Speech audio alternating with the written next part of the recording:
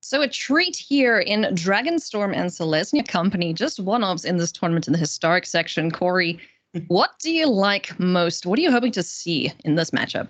Well, I think I have a little bit of a hand in Tomas's deck decision here. We actually played last weekend in a tournament where I was playing Dragonstorm and he was playing Jeskai Control. I ended up besting him and then lost every other match. So I'm hoping I didn't derail Tomas's tournament here with that win. But yeah, I think Dragonstorm is an awesome deck. It's a blast to play. But, Luis and Mani summed it up right. Those Archons of Emeria are very scary for this deck, just shutting down Mizzix's Mastery. So it's going to be a challenge. Well, I think if anyone is up to the challenge, it is going to be the Dragons in this deck here of Tomas Pokorny. As both players take a look at their opening hands. A pretty good one here for Ian Birrell, but I'm not loving what I'm seeing on Tomas's side of things.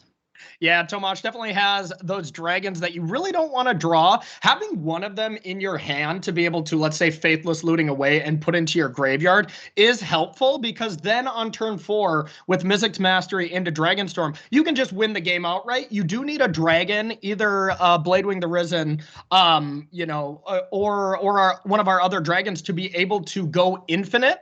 Otherwise, you just get 2 dragons on the field and you are very far ahead, but you do need that extra one in your graveyard. So you want one, you don't want both, though. Yeah. On the plus side, he does have Fire Prophecy, so would be able to kill the turn 1 Llanowar Elf from Ian Birrell in order to send one of the Bladewing the Risens to the bottom of the library. So could consider keeping this. He's going first, and he's going to do so. So let's get this game underway here and kick off this tournament in style. Yeah, and a nice reason to keep this is Fire Prophecy is actually a one-of in the main deck here for Tomas, and being able to deal with Archon of Emeria is that important, or dealing with Scavenging Ooze is very important as well. So really putting the value on that one specific removal spell, and you get to shuffle away one of these Bladewings, so not so bad. A little bit of a fist pump there from Ian. Lacked the untapped green source and found it in the Lair of the Hydra. So we'll be able to get turn 1 Llanowar down on the battlefield and get things going. Turn 3 company seems good. Yeah, he's thinking, okay, if that's how my tournament's going to be all day, let's go. Let's keep getting exactly what we want off the top. So an interesting decision here for Tomas.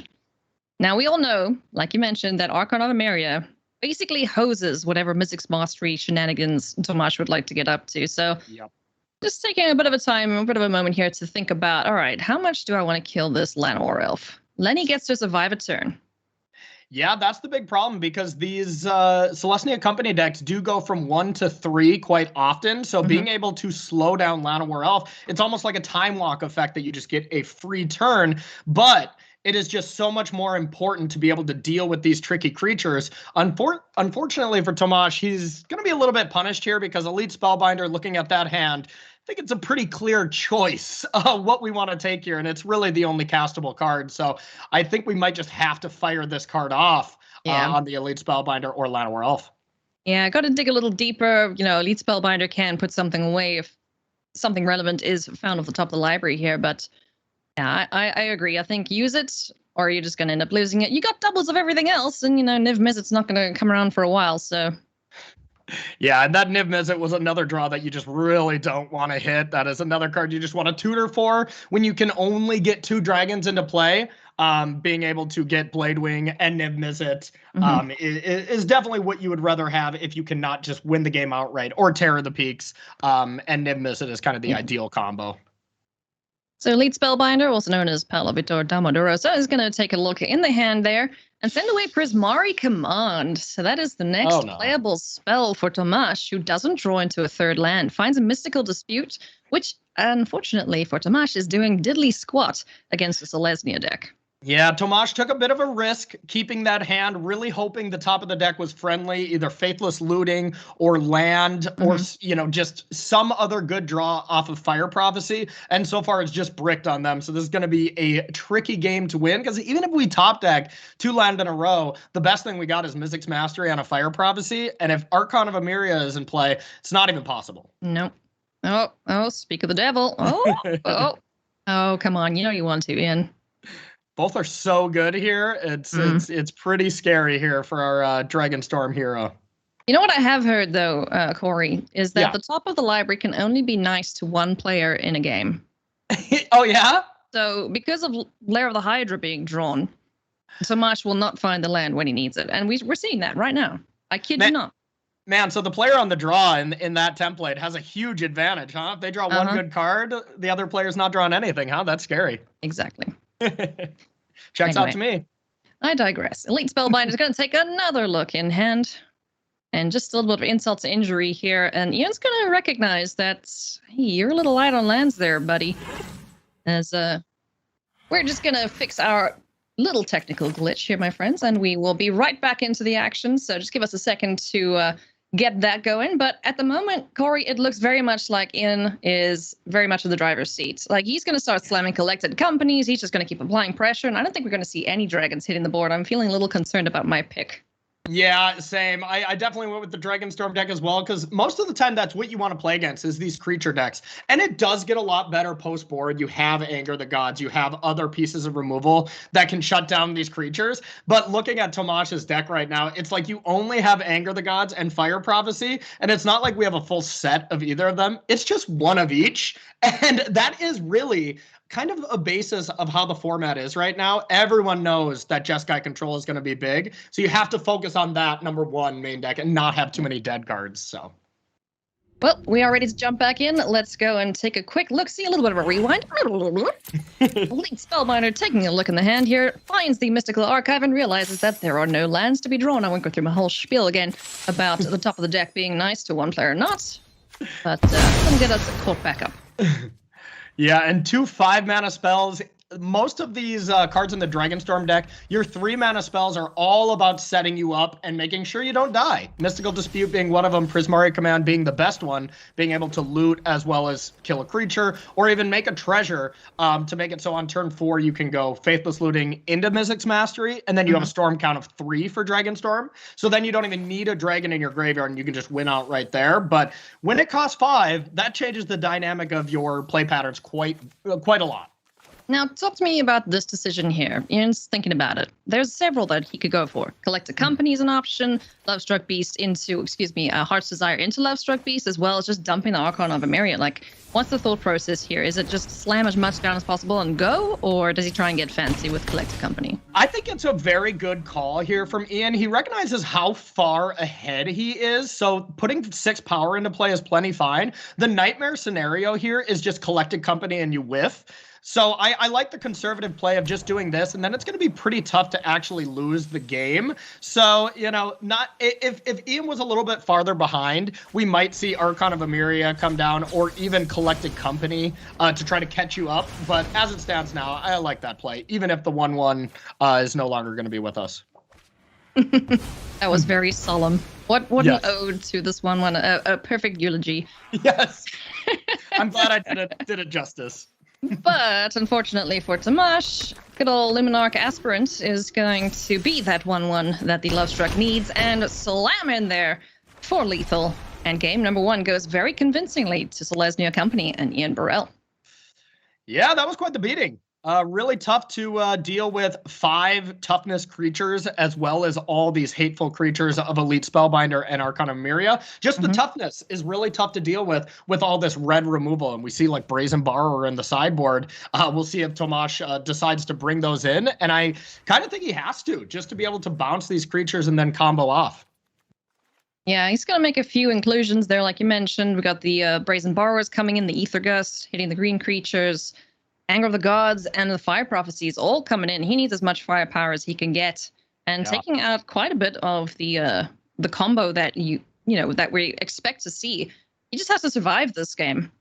Exactly. Just make sure you kill stuff. I like the sideboarding from Ian as well. Skyclave Apparition basically has 0 targets, so getting that out of there for some more graveyard hate. And I want to point out from Ian's sideboard is Rest in Peace. That is the one card that it is insanely hard to deal with this deck, just because, enchantment-based removal cannot be hit by Prismari Command, unlike Grafdigger's Cage, which is not that big of a problem for these Dragonstorm decks.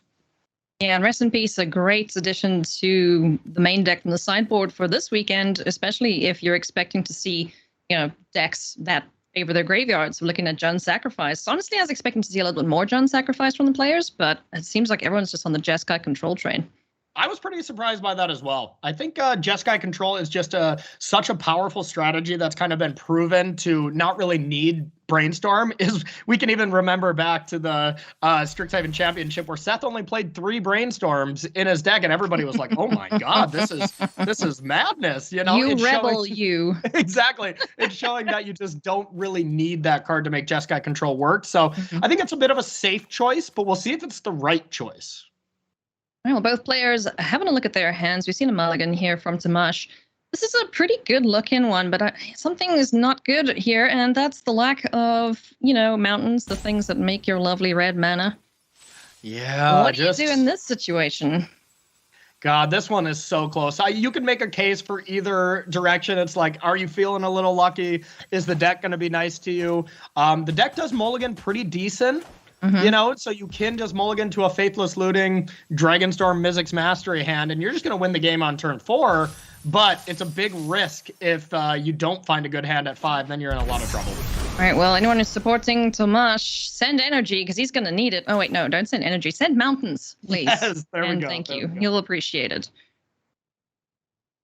All right, so kicking things off here with a Temple Garden. Oh no, didn't find a mountain. Oh boy, it looks like we have one more turn to try to get it, and then Tomas's hand is great. If we get a mountain next turn, it is actively very good, but that's really what we need. Yeah, hopefully next turn he will find that mountain. He has 2 removal spells for whatever hits the battlefield, so have faith. Believe in the heart of the cards. The top of the deck will be kind. Oh, Ailey, he already has Faithless Looting. He just needs the mountain. Okay. Yeah, well, it's faith. It's okay, and never mind. Carrying on. Luminarch Aspirant is going to hit the battlefield here and start presenting a very, very big and ever-growing problem as every single upkeep. We're going to add counters for that. Steam Vents off the top. Well done, chat. You helped. We have a red source, and now we're able to take care of these creatures. So now's the question. Do we Prismari Command away this 2/2, or are we Fire Prophecying now? Yep, interesting, and it looks like there's nothing that really forces Tomas to do anything right now, but we are kind of forced to do this before combat, just because you can put a counter on this Luminarch Aspirant, or you could put a counter on something else, so I'm guessing we're going to see a stop here from Tomas to make sure that this can't become a 3/3 and get out of Prismari Command range. I mean, just looking at Ian Birrell's hand, it's looking really good right now. Collected Company, every time I play a deck like this, it's always like, where is this card? He seems to have had it every single turn so far. But so far just hasn't needed it, just really flexing with his deck choice that nobody else brought. Nobody else is playing Green-White Company. And it's interesting because it is a pretty powerful deck, and a lot of these creatures are very tough to deal with from the Jeskai control side, or even, this Dragonstorm deck. Red removal is really tricky against these cards. Yeah.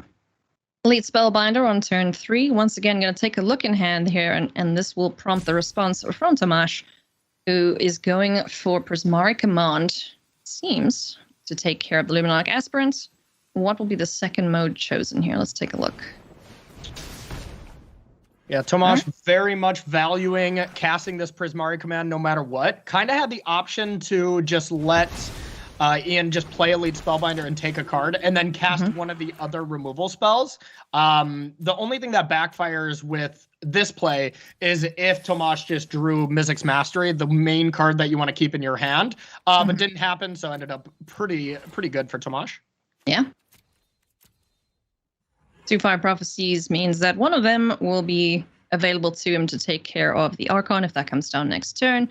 Faithless Looting, it's a cheap spell. You don't mind costing it for 3. Obviously, you don't want to cost any of these for more than what they're worth, but not a terrible, terrible take there for Tomas. Yep, exactly. Making the deck a little bit more expensive because I think we do have a dragon in the graveyard there from Tomas. I believe you discarded one last turn. So you don't really need that turn where you wait till you have 5 mana and then go Faithless Looting, then Mizzix Mastery.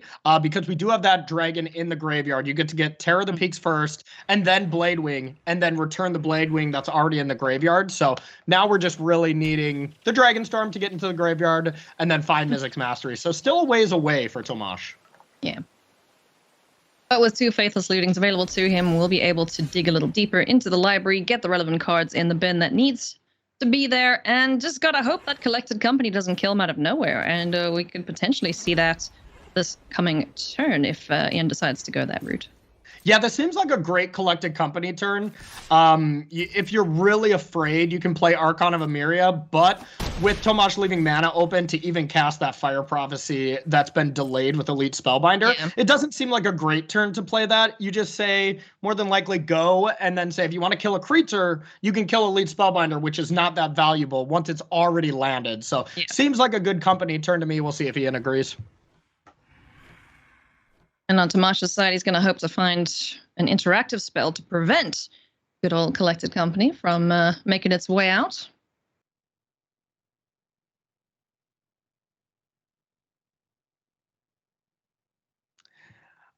You gotta love the Dawnbreaker Cleric as well, a card that we see in Ian's hand that honestly doesn't even see that much play in limited. So not the best Magic card. It's a limited all-star. It kills everything. Okay, fair. I love it. But being able to maybe take care of a Search for Azcanta, or more importantly, exile Dragon card from the graveyard can come in handy. And it will come in handy this game, possibly next turn, at making sure Tomas has to play 2 spells before Dragonstorm resolves to be able to get that 3rd trigger. All right, so going to move to the end step here. It's Coco time. Spin it. This is really going to see, how Ian's tournament's going to go by that first Collected Company. You can always get the vibe. Be like, oh, whiff. And be like, it's going to be one of those days. I see. Great. Or you just hit 2 perfects and be like, all right, time to walk on water today. So Tomas just deciding if he wants to do anything this turn. He's going to end his turn there, and we'll see Collected Company fired off. Let's see. Big money, no whammy. Oh, wow. Okay. That's pretty good. I'll say. Options with your Collected Company. Every time I cast this card, Ailey, all I do is just rearrange the bottom 6 cards of my library. Is that not everyone's experience with this card? Yes, mine especially. Yeah. Yeah, I know. Luis would agree with me for sure. Never lucky kind of mentality. Oh goodness me! So Ronas, the Indomitable, and Talia, Guardian of Thraben, hit the battlefield, and one of these can be killed. And Talia is quite pesky at the moment. Oh goodness me! As a second Archon of Emeria is drawn, so even if this one is killed, Tomas is going to have a tough time keeping control of this battlefield. Yep, absolutely. And a bit of an interesting take here with Ronas over Mammoth, being just because it is with so much removal in Tomas's deck, and honestly all the removal that is face up here. We know there's Fire Prophecies, so pumping with Ronas here is a pretty bad plan. You can just respond before combat if you're Tomas by killing that said creature, and then Ronas can't attack at all. So we're probably just going to see an attack for 5 here and not really pressuring to try to get extra damage in, and maybe try to win the game next turn when Tomas is tapped out. I mean, Ian's still got a full hand of threats, so he can just, let Ronas sit there. It's kind of like investing in the future turns. Because there's nothing that Tomas can do about it right now. It's just this massive god staring at him going, hello. Yeah. It just always threatening to be lethal. And now we see Ian just set this up beautifully. Like, keep pressuring until all of a sudden, Tomas is tapped out. Now you can play Archon of Emeria. And there's really, not many ways that you can lose the game here. There's some scenarios where you can, draw Dragonstorm, I guess, Faithless or Fire Prophecy, the Archon, and then be able to somehow discard it. Yeah, it wouldn't even be possible on this turn. So should be safe up until at least next turn.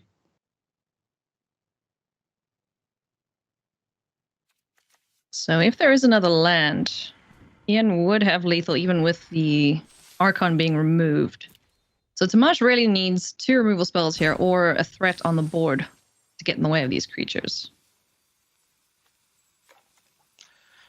Yeah, interesting here. Tomas thinking about Fire Prophesying during his turn so that he can then unlock another spell to play, like Faithless Looting, for instance, and try to find another way to interact. And at this point, it's not even, the tilt isn't even trying to figure out how to win the game right now. It's how to not die, and that is not a good situation you want to be against, or be up against, on turn 6 of the game. Yeah, no, this is a really tricky turn to play through here. But one thing he's got to do is take care of one of these creatures at least, or he will be quite dead. But it's just a question of, all right, am I going to Faithless Looting here? Start off with that. Looks like he's going to go for it. And then kill the Archon. Okay, nice. Okay. On attack. Definitely values leaving up Fire Prophecy next turn to possibly take down whatever creature gets pumped by Ramis. Yeah. But one... Oh, dear. Ian just keeps throwing gas. This is incredible. Yeah, this is impressive here, and I believe that we have a line here just for lethal. If we just animate the lair as a 4/4, there's no removal spell that deals 4 damage at instant speed. So that no matter what, you're taking 4 from lair and 5 from Ramis, and then even if you kill Elite Spellbinder, yeah, it doesn't matter. 12. That's 12. Oh, we do need a land. No, we needed a land for that, unfortunately, because Lana Werewolf had to attack to make it exactly 12. So okay, yeah, land off the top. There would have been the ticket to the first victory of this tournament here for Ian Birrell. Nice play by Ian here, just saying, okay, before combat, do you want to kill Elite Spellbinder that doesn't have that really dangerous ability? Or do you want to just get hit, for 10 and kill the Archon? But then if you do that, Ramis can actually just pump Elite Spellbinder again. So as far as I'm seeing, Tomas has one decision here, and it is to kill Elite Spellbinder to just stay alive. Yeah. No, he has to kill the 5/1 though, doesn't he? Yeah, has to kill Spellbinder. Yeah, just has to kill Spellbinder, otherwise exactly. But even if you kill Spellbinder here, Rona's still in the beginning of combat will pump Archon, and then you still get to attack for 9 while having Archon still on the battlefield. So we'll see if Ian wants to do that or just attack for 2 and put another creature down. Those are the options for Ian. Put another Archon down. Yeah, no kidding. It's so evil. It is evil. We'll see if we want to go with Elite Spellbinder instead, just to play around Anger the Gods into something else. That's kind of where I would lean, but we'll see what Ian decides.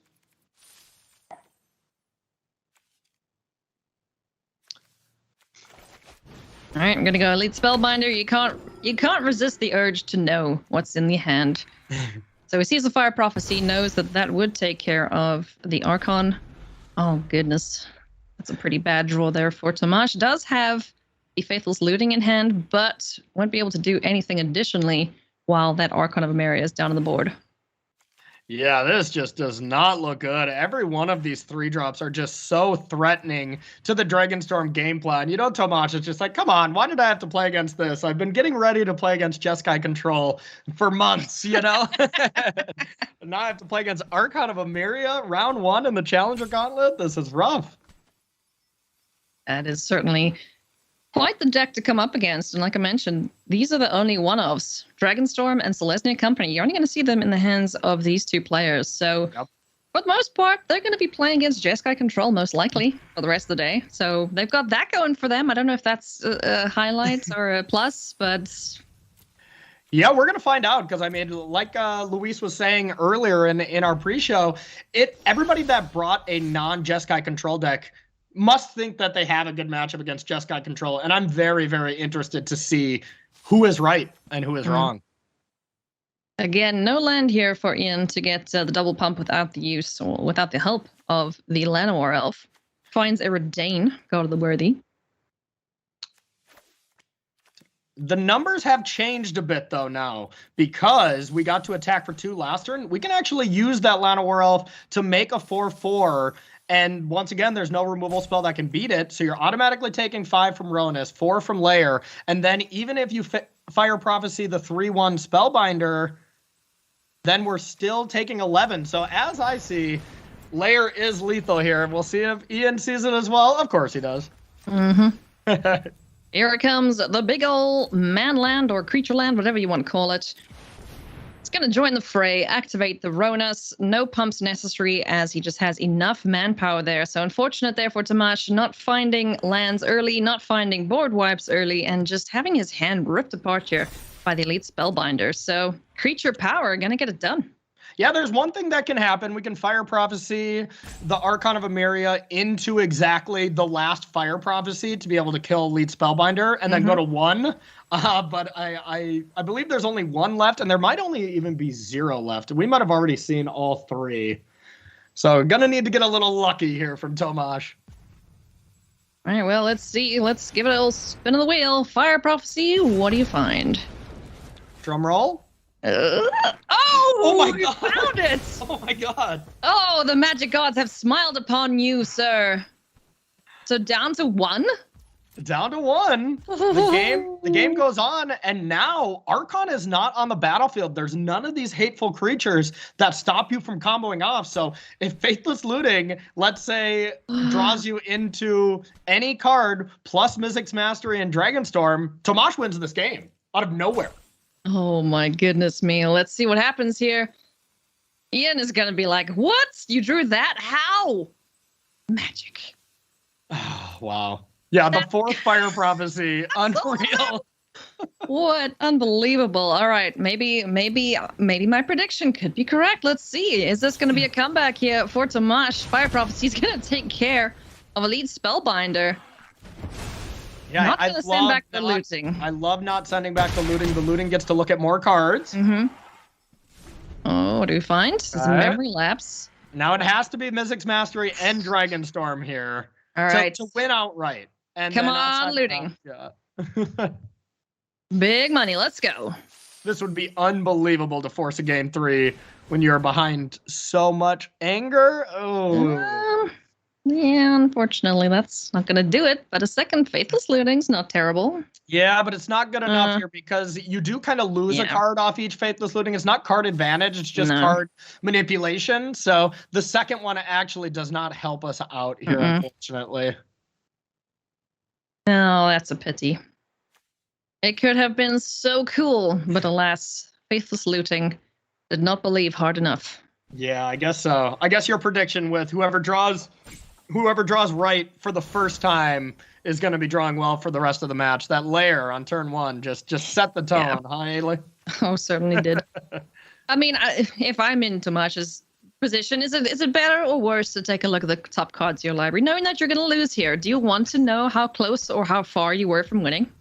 Oh, yeah. So many people are always in the, you never look scenario. I look all the time. I got to know. I'm way too curious. Oh, man. Brazen Borrower was a find there. A pretty good card, but unfortunately a little too late here, as there's just way too many threats now available to Ian just to get that 1 point damage across the line. Yep, exactly. There's no outside scenario of how 2 tackers don't finish this game off here. Ian played great around every single thing and just so happened that didn't win the game last turn with his aggressive line because of exactly 1 card that Tomas had to draw. So I loved the risk last turn, and I love the play this turn as well.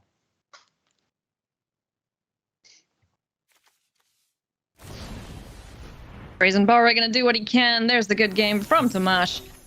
Ian Birrell is going to pick this one up in very commanding fashion, 2-0. Against Dragonstorm in the hands of Tomas Pokorny. So congratulations to Ian. Very, very impressive victory there with Selesnya Company. Yeah, that was some great stuff. And I really love these fair creature decks just in the metagame. It's always healthy to be able to have a good aggro deck that can stand up to these powerful control decks. And I'm excited to see Ian do that a little later in the day. Yeah, I'm looking forward to seeing how far those decks can take both of these players. But there's, of course, plenty of action to come in the historic portion of the Challenger Gauntlet. We're going to take a very short break, but when we come back, we'll have more from round one. Don't go anywhere.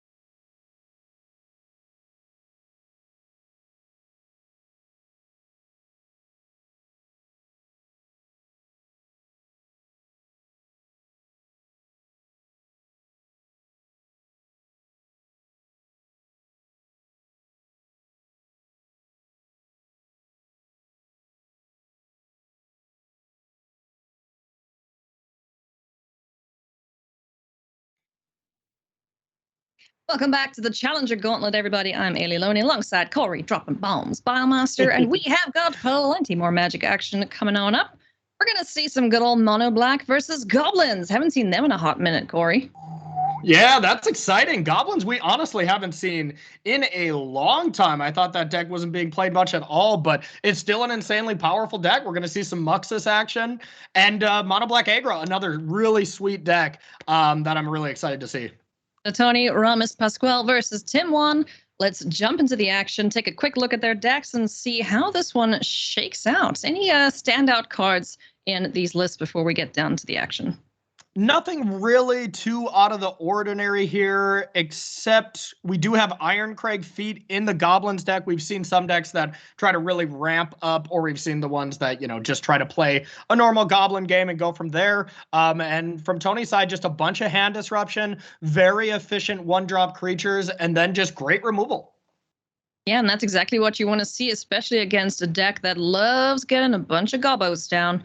Oh, and yeah. then basically crushing things with a Muxus Goblin Grandee, if Muxus behaves, of course. Yeah, no kidding. We've seen Collected Company whiffs before, and there's definitely Muxus whiffs before. So we'll see if Tim's going to have a good day as well, or struggle with the Muxus. Oh, no.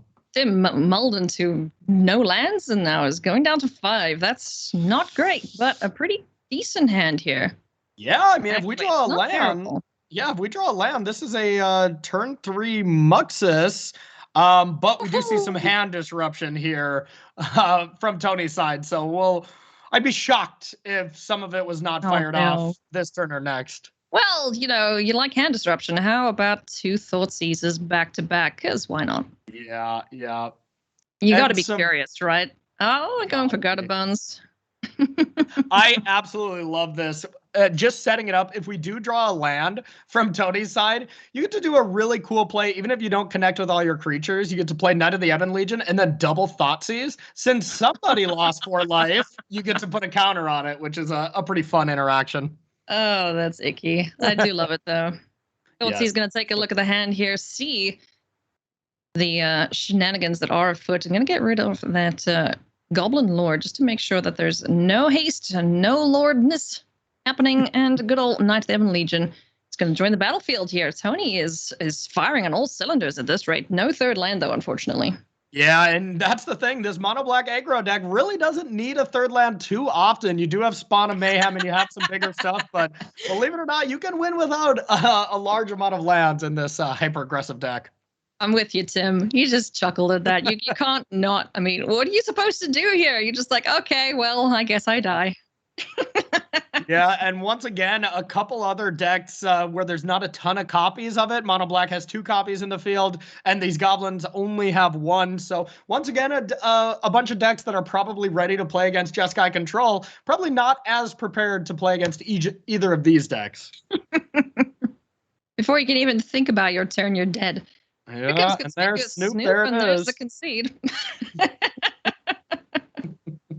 Oh, goodness me. All right, let's take a look at the sideboards here. What does Tim need to do to not die miserably like you just did? Yeah, well, first of all, not mulligan to 5. I mean, mulliganing to 5 is already awful, but it's compounded when you play against a heavy discard deck. And Mono Black Aggro alongside Rakdos Arcanist has to be the deck with the most discard spells. So you really need a high density of goblins to kind of avoid those problems from happening.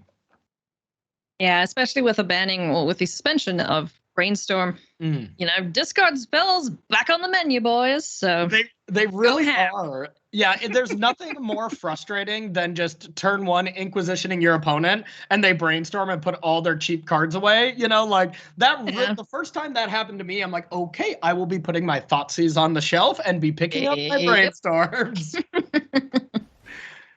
Oh, goodness me.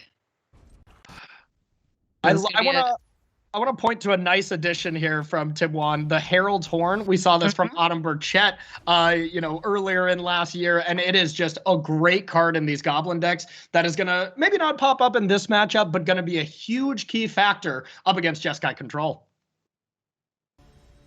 That'll be good to see what happens in those matchups. Again, Mono Red Goblins and Mono Black Aggro are not highly represented this weekend. It is Jeskai Control for the majority of the field. As both players are ready to rock and roll, let's jump into game number 2 here and see if we got a better hand here. We certainly do here for Tim. So we have well, okay, well, I lie. There was no second mountain there. Yeah, this hand is great if we get that second mountain. But once again, you are really heavily incentivized to not mulligan up against this mono black deck that has so much hand disruption. So, you know, it's kind of brutal, but it's a lot better than mulling to 5. And all of a sudden, after 2 hand disruption spells, you're down to like 3 cards on turn 2. Well, I mean, Tony's just going to keep having a look there, right? Skyclave Shake's down on the battlefield. We have an Abrade to take care of a threat. But these double red pips are just taunting Tim now. And the more taunting thing, every single one of these threats from the mono black aggro deck it's like cockroaches. They always come back, you know? They're just always coming back from the graveyard, whether it's Skyclave's Shade or any of the 1-drops that have a way to return them. It's very frustrating. Yeah. I don't know what's more frustrating, that coming back or having your hand picked apart each turn, as Tony seems to be doing quite efficiently. Well, unfortunately, playing against this deck, you have to deal with both. And honestly, Mono Black Aggro is my like sleeper pick for this tournament. I think the matchup against Jeskai Control is excellent. Like Jeskai's trying to kill creatures one at a time, and when you just get to bring them back, and Jeskai doesn't have this quick clock unless you're playing the Gearhulk version, it's really, really tough to deal with. Yeah. Like you mentioned, Skyclave Shade back on the battlefield with each land drop, and Dread Wanderer is going to add to Tim's woes. Did find a red source, unfortunately, though it was tapped, but Conspicuous Snoop, there it is, like you mentioned, is on the battlefield, and will be able to take a look at the top of the library there. Hopefully it helped him out a little bit and get some more creatures down on this board. But Fatal Push is going to say, no, thank you very much. Get off the board. Doomblade will say exactly the same thing, as will Heartless Act. So things not looking good here for Tim 1. Yeah, not looking great, but Wily Goblin here is actually going to be quite the nice draw. Outside of a land, it's kind of the next best thing, or actually, since it gives you a land, it is the best thing. Being able to block and have that mana, if we top deck a land to just play Muxus straight away, is going to be very good, especially against Tony's hand that just has, 3 Doomblades essentially against this deck. Wily Goblin is going to be heartlessly taken care of. So no blockers available. 5 damage coming in. Land is the draw there for Tony. But we're gonna need it now. We need land. We need it. Oh, that's not bad. Oh, that's a good one. Chain Whirligig. I remember you. You used to kill all my vampires. Yes, exactly. Chain Whirler just had a dominant time in Standard for so very long. It's nice to see that powerful card come back, and just deal with these X1 creatures, which is pretty much all of them in the mono black deck. So Chain Whirler, the second best draw next to a land. Oh, yes. Goblin Chain Whirler did its job, pays for its crimes against Tony. And now we're back to an empty battlefield from both sides of things. Dreadwonder is going to be hanging out, but that's a very good draw there indeed in the Faceless Haven. Kind of fallen out of popularity in a lot of the snow decks, or at least in the metagame for Standard and Historic, but a very, very powerful card. Yep, absolutely. This is one of the few snow decks that has hung on with D&D Adventures into the Forgotten Realm coming out. There's a lot of creature lands that you can play, so you don't have to be this mono-colored snow deck. But mono black, happy to be one color anyways. So it's definitely an auto-include in this deck. And if that land was down in play, a couple turns earlier, we don't even have to worry about what's on top of Tim Wan's deck. It'd just be over. So. Yep. Is it there? Oh, no. Ugh. All right. So Goblin Chieftain was drawn. There's a Doomblade in hand. There's a creature land that's going to join in the fray. So Conspicuous Snoop, you have to hit something. You have to hit something fast. That's what I'm seeing as well here. We could go Snoop into Goblin Chieftain. Oh, there it is. But that's not going to be enough. Even if Tony didn't have another land, you're able to animate Faithless Haven, and then before blockers, tap it for mana since it has Vigilance to cast that Doomblade for the win. And honestly, I want to give some props to Tony there. Had the decision to, make a 3-1 or a 5-3, decided for the 5-3, and it's going to win him the game this turn. So nice work by Tony there. Very, very heads-up play there from Tony Ramis Pascual. Going to pick up the victory here in another 2-0. Take care of that Goblin Chieftain. There's a good game from Tim. Heal block, but 5 damage coming through from that Skyclave Shade. The Cockroach wins it for Tony. Yeah, Blinken, you missed that one. Holy cow, that was a fast match. I mean, but for these players, this is kind of the game that they want to be playing.